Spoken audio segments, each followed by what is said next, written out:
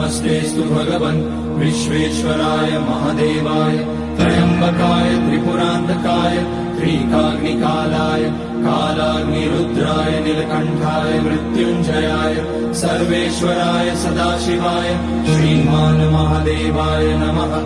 ॐ नमः शम्भवाय च मयोभवाय च नमः शङ्कराय च मयस्कराय च नमः शिवाय च शिवतराय च।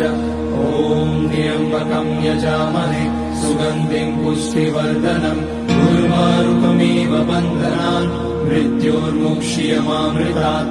नागेन्द्रहाराय त्रिलोचनाय भस्माकराय महेश्वराय नित्याय शुद्धाय दिगम्बराय तस्मै नकाराय नमः शिवाय।